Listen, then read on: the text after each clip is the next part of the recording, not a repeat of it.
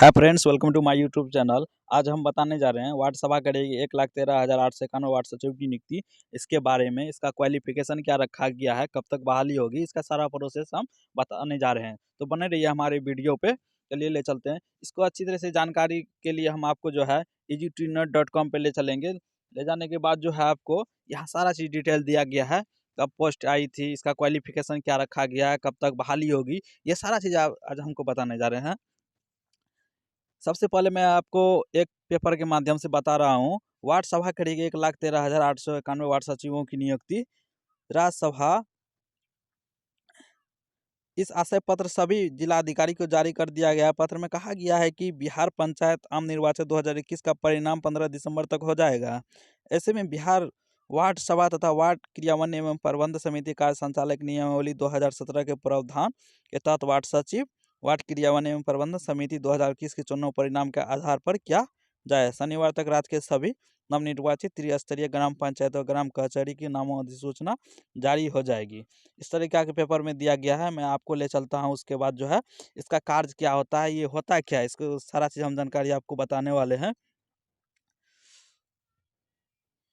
इसका पोस्ट 21/12/2021 को किया गया था। सबसे पहले मैं आपको बता दूं कि वार्ड सचिव का मतलब क्या होता है। वार्ड सचिव का मतलब होता है, सचिव का मतलब यह होता है कि किसी भी विभाग से सचिव विकास कार्य से जुड़ी सभी काम का मालिक हो। जैसे कि मान लीजिए किसी विभाग का जो अध्यक्ष होता है बिना सचिव के तहत हस्ताक्षर के बिना कोई भी विकास कार्य से जुड़ी काम नहीं कर सकता है। ठीक उसी प्रकार बिहार के सभी पंचायत का वार्ड एक सचिव की नियुक्ति की जाती है। नियुक्ति कैसे होता है आगे जानेंगे। वार्ड में जो भी विकास कार्य किए जाएंगे वार्ड सचिव के समस्त और हस्ताक्षर से ही किए जाएंगे। ऐसे में बिहार सरकार की तरफ से एक अपडेट निकल कर आई हुई है। लगभग बिहार में 1,13,891 वार्ड सचिव की नियुक्ति की जानी है।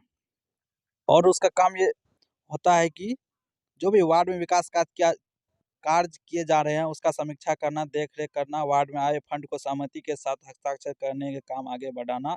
और वार्ड सचिव चाहे तो वार्ड में हो रहे विकास कार्यों का उल्लंघन करने वाले वार्ड सदस्य के ऊपर ब्लेम भी कर सकता है या फिर उस काम के करने से इनकार भी कर सकता है। लेकिन ध्यान रहे, वार्ड सभा के पास ये भी अधिकार होता है कि अगर आप चाहे तो वार्ड सचिव को पद से भी हटा सकता है।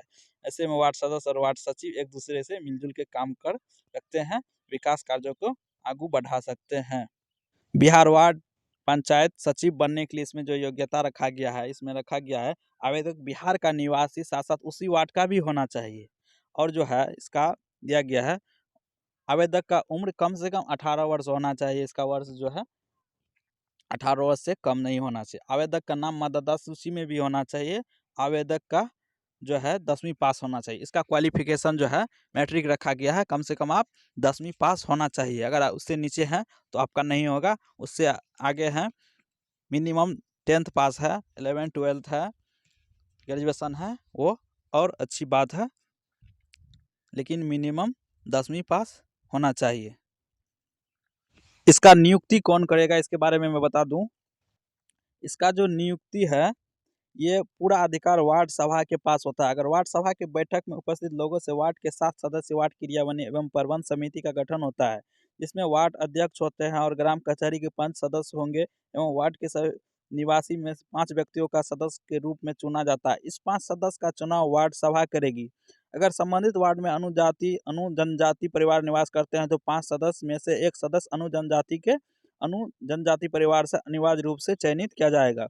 7 सदस्य वार्ड क्रियान्वयन एवं प्रबंध समिति में कम से कम 3 महिला सदस्य होना चाहिए। उसके बाद 7 सदस्य वार्ड क्रियान्वयन एवं प्रबंध समिति में से एक सदस्य को वार्ड सचिव के रूप में चुना जाएगा, जो कम से कम 10वीं पास होना चाहिए, जो स्वयं का लेखा जोखा करने की जिम्मेदारी सदस्य सचिव की होगी। इसी को लेकर वार्ड सचिव के जो संघ के मेंबर हैं वह गर्दनीबाग पटना में कई दिनों से हड़ताल पर बैठे हुए हैं।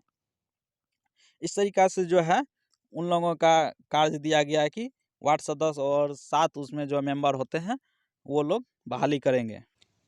आप इजी टू नेट वेबसाइट पे आके जो है इसका पूरा जानकारी ले सकते हैं।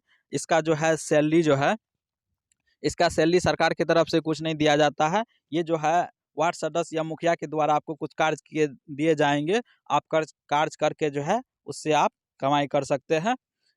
सरकार की तरफ से इसका कोई प्रावधान नहीं है सैलरी का, तो आपको उसी में कार्य करवाना पड़ेगा, उसी से आपको बेनिफिट लेनी पड़ेगी। अगर इससे रिलेटेड कोई नई लेटेस्ट अपडेट आती है तो मैं सबसे पहले बताऊंगा, तो बने रहिए हमारे चैनल पे। अगर जानकारी अच्छी लगी हो तो please like, comment, share and subscribe ज़रूर करें। जय हिंद।